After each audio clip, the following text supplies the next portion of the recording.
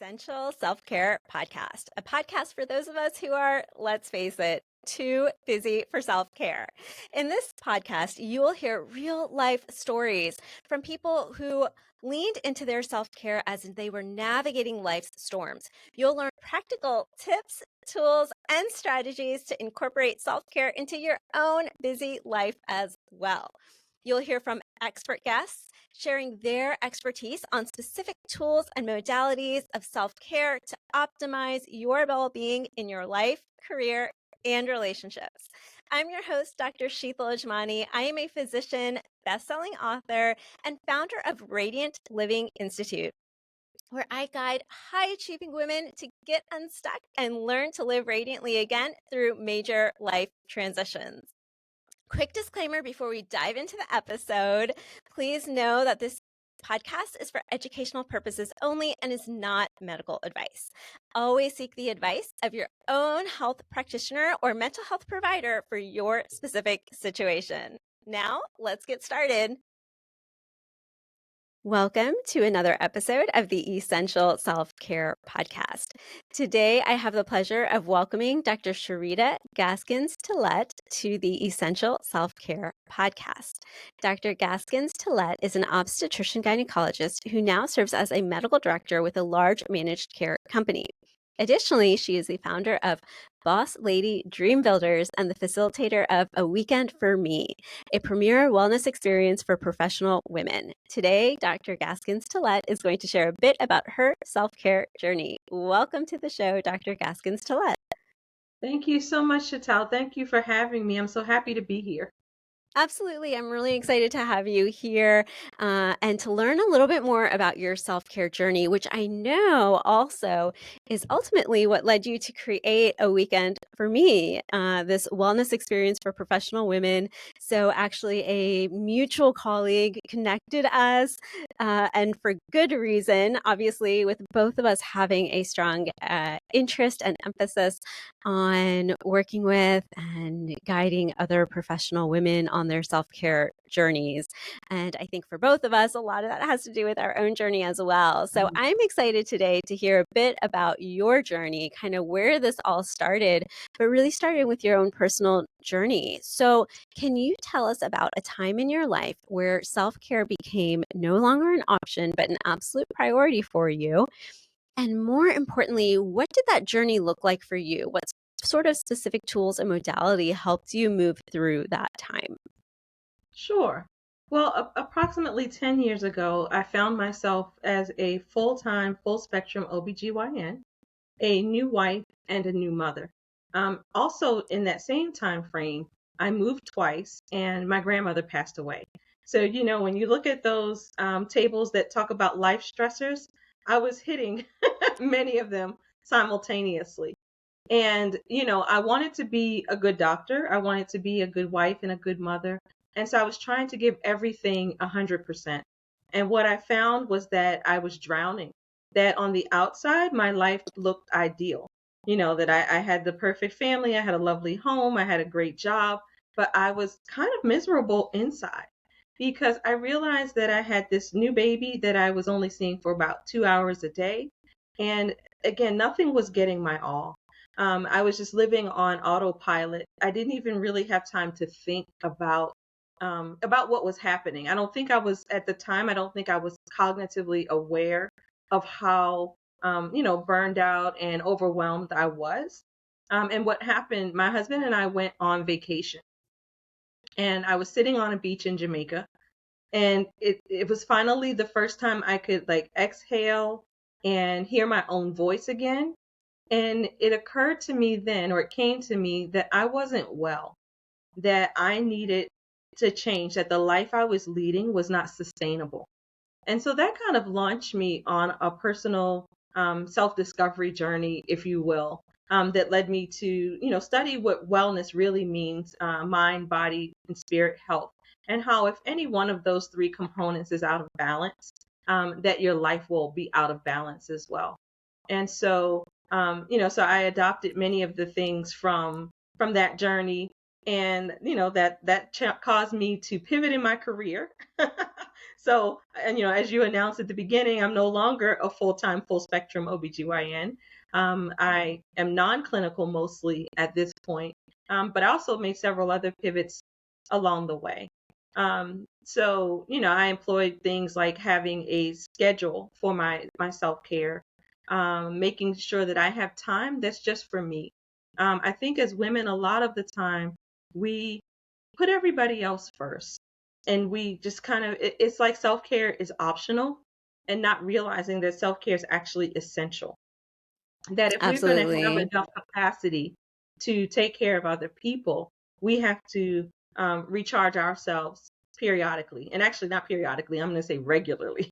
Yeah, absolutely. Maybe just periodically, Absolutely. regularly, we need to recharge our batteries so that we're in a position to care for others. Absolutely. And I want to take a moment here to just reflect on some of the things that you shared so far. So one thing, I'm so excited to have you on the show because I hear this from so many women, this idea of feeling like you need to be everything to everyone, right? Everything to everyone at work, everything to everyone at Yeah, home, right? Your significant other, your children, your parents, right? yeah. Everything to everyone in terms of your colleagues, your patients, right? And then what you said that can lead to, if you're everything to everyone but not providing that to What are you yourself, for you? right? Right, Right, then what do you right. have to give, right, in all of those places, and trying to give 100% in all of those places. And so what you noticed also was this disconnect between your outside and your inside. From the Yes, outside, everything had this appearance of perhaps some element of perfection or this ideal scenario, right?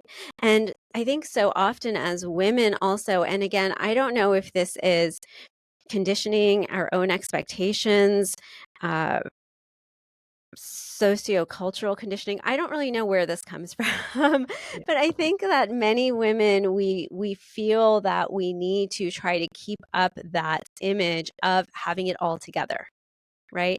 I can yes, be the full-time mom. I can be the full-time um, physician. I can be everything to everyone, right? yeah, And so often, so many of us, though, find ourselves, just like you said in your words, drowning on the inside, yes, right? And so I think that's why it's so important for me to have conversations like this so that we know that we don't need to do that.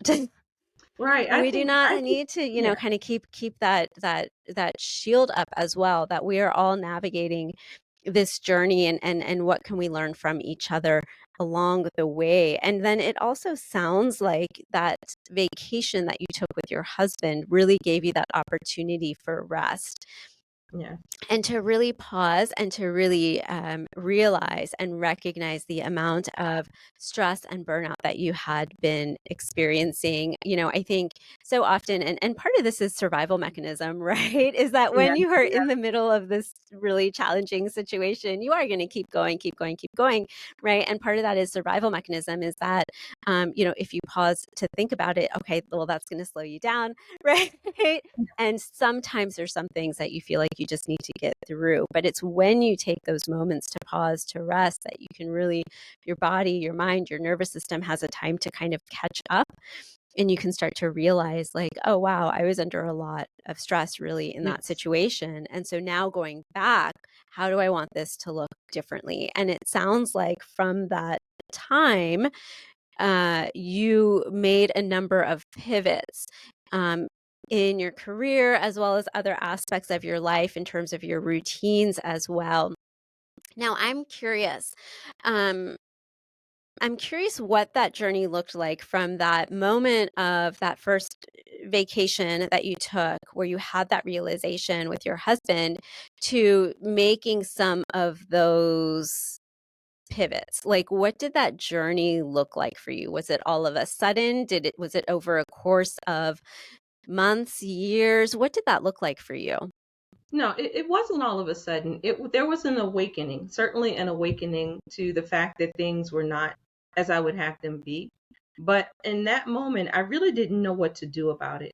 And so I started studying things. Like I said, I started studying the relationship between mind, body, and spirit health. I took a course, became a something called a faith health ambassador.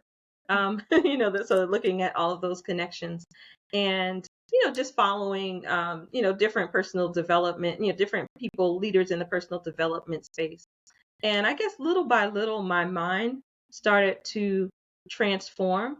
But to be perfectly honest with you, the real change came when my practice imploded. So there was an issue with my practice, and it became obvious that I was going to need to leave. And that really shook me up because in my mind, I was going to be with that practice my entire career.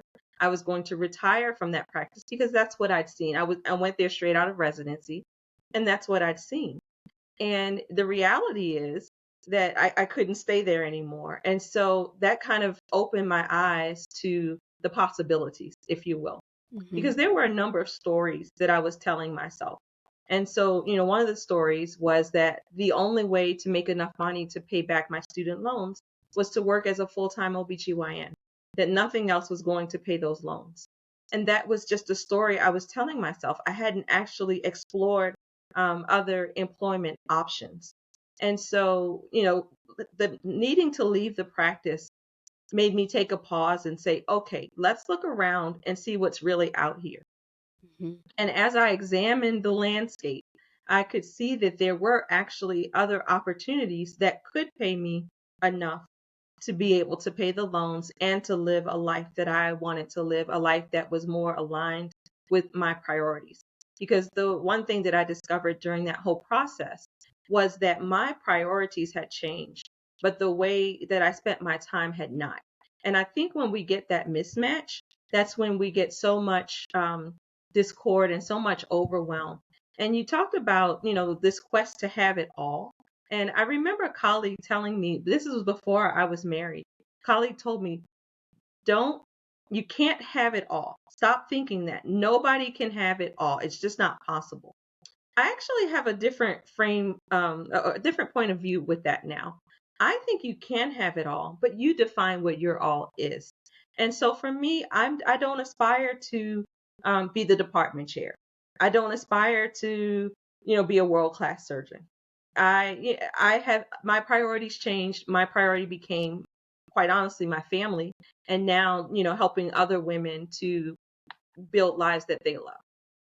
Yeah, absolutely. Absolutely. I love that. So there's so much I want to reflect there as well. So one thing is that it was certainly a journey. So once you had that sort of awakening and that realization on that initial vacation, it was then still a journey, right? And I think Oh, it all yeah, all yeah. always starts it always starts with that self-awareness, and then, you mentioned kind of little by little, right? Little by little starting to learn a little bit more, dive a little bit more into that mind, body, spirit connection. What does wellness look like on all of those different levels? Exploring some personal development programs, right? Really examining your thoughts, your beliefs, the stories that you are telling yourself. And the reason I thank you and I acknowledge you for sharing that.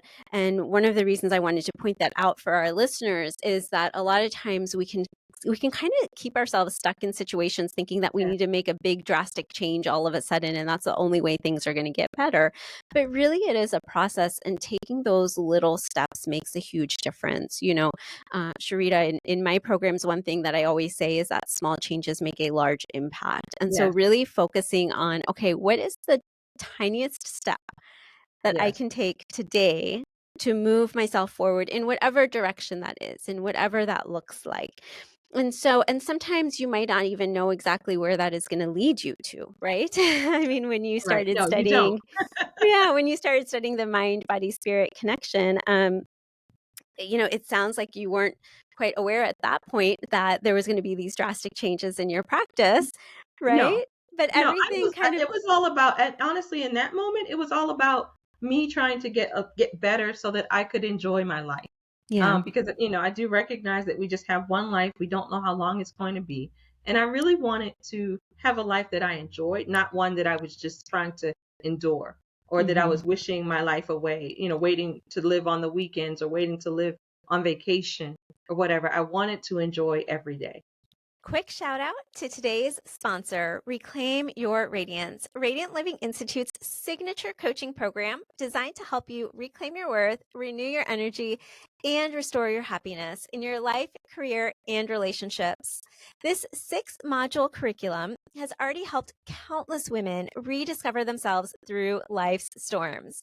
From setting difficult boundaries within toxic relationships to finding their inner strength and power while navigating divorce and co parenting, to aligning their career and business with their authentic self, and to learning how to live for themselves again after their kids have left the nest.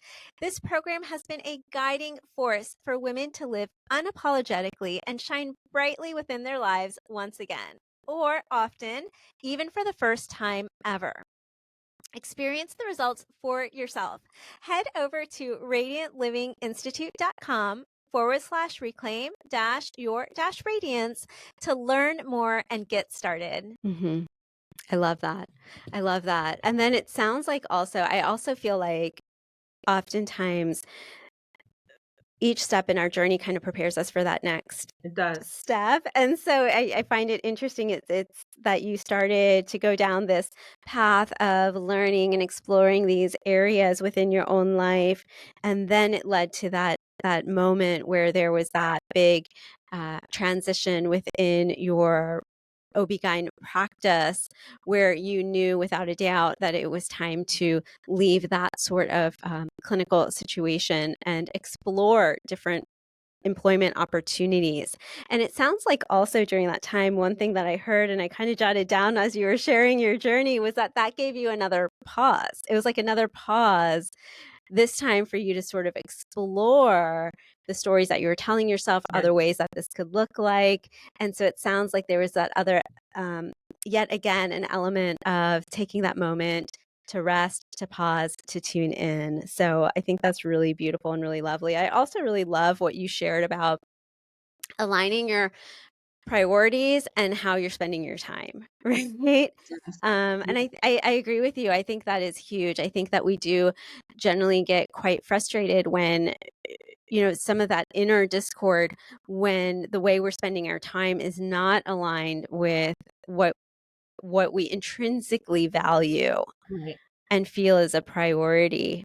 So I think that's really important as well. So how did that step look like for you then in terms of obviously you made some pivots in your career. You made some pivots over time with regards to your own self-care routines. What would you have to say in addition about that idea of aligning how you're spending your time with your priorities? Any sort of tidbits from your journey that you implemented or learned to be able to make that accessible? Well, yeah, actually, I actually do a lot of this work with the women now who attend my retreats. So we actually look at a list of core values and, kind of identify what our core values are. And, and basically I take them through the process that I went through myself. And so I took time to pause and say, okay, what do I really want my life to be? Not what does people, what do people say it should be? What does a doctor's life look like? But what do I, Sherita, want out of my life if I could have anything? And, and I realized that again, the life that I was living just didn't fit what I envisioned as my quote unquote ideal. And so it was almost like a betrayal. Like, you talk about not aligning your priorities with your time. It's like you're betraying yourself.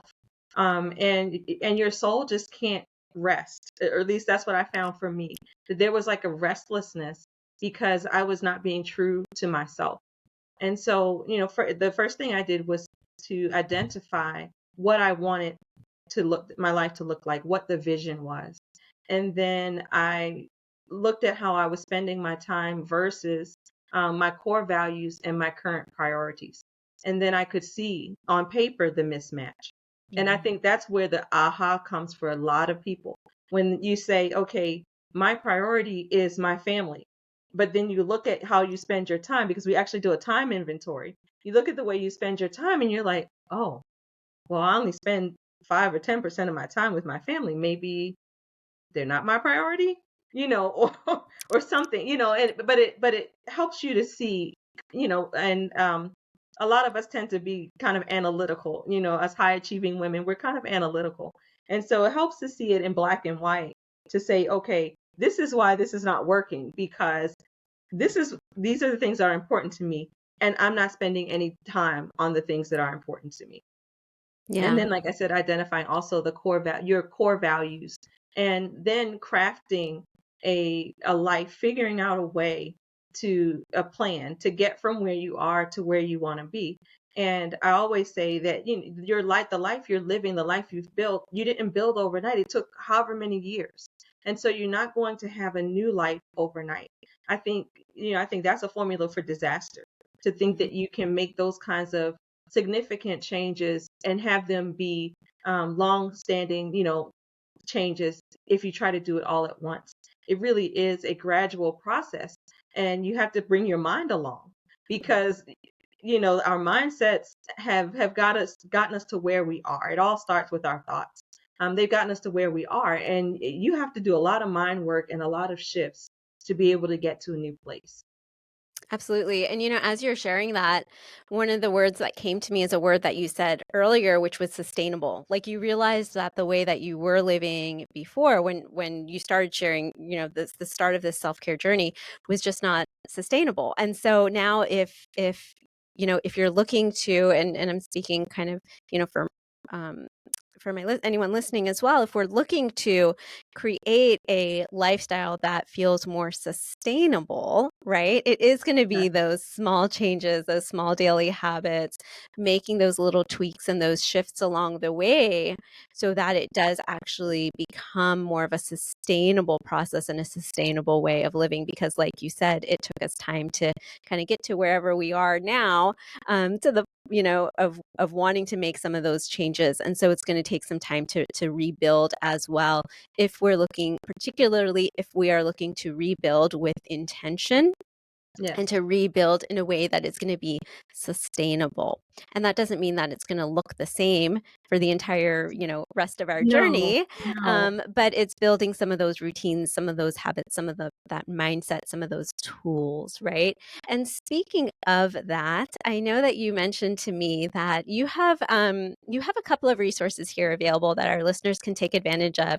You have a workshop that listeners can access from wherever they are. So I'd Yes. love for you to share about that. And then you also have these retreats that you created that you alluded to here a little bit earlier, called A Weekend for Me, which is specifically where professional women can, it sounds like, get away Yes. for a few days to have that rest, which was so vital on your journey, and then also go through this really intentional process. So if you could tell us about both of those resources, the workshop as well as your retreat.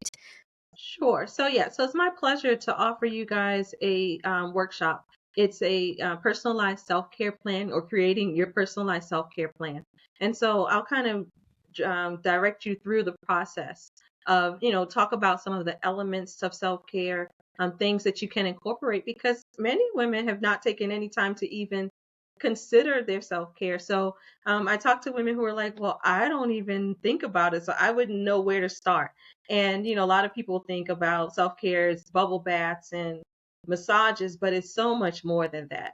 So so going into the elements of self-care, and then guiding you to create your own self-care plan, actually using a calendar, because I think that self-care should be scheduled and should be, part of your regular daily activities. And then A Weekend for Me is my signature event. And it was inspired by that situation on the beach that I talked about, where I was away. And it's a time of respite, a time for reflection, and also for refocus. And so what we do, it's this upcoming one is going to be 4 days. It's in Jamaica, and we will take a deep dive into where we are right now. We'll take an honest assessment of where we are, look at where we want to be, and then design a plan from where we are to where we want to be. But it's not all about work, because, Weekend for Me can't possibly be about work. So the work part is maybe like the first 3 hours of the day, and then the rest of the day is yours. And so this particular event is at a luxury villa. And I chose this location because I've been there before, has a full staff that basically caters to your every need. So what I'm telling people is that from the time they get off the plane and step out of the airport, you don't have to think about anything until you get back to the airport. Everything is going to be done for you. And Wonderful. it's just it's just an opportunity to feel like royalty for a few days and to just not have people pulling at you and not have the responsibilities of schedules and meals and appointments and all of those things. Great. And I will include those links in the show notes below. Thank you so much for being here today and for sharing your self-care journey with us, Sherita. Thank you for having me. It's been my pleasure. I hope I inspired some of you guys to prioritize your self-care. Thanks for tuning in to this episode of the Essential Self-Care Podcast. If you like what you heard, be sure to subscribe, leave a positive review, and share this episode with someone you know. And remember, your free guide, 6 simple yet powerful steps to create your radiant life, is waiting for you at radiantlivinginstitute.com. Download it today.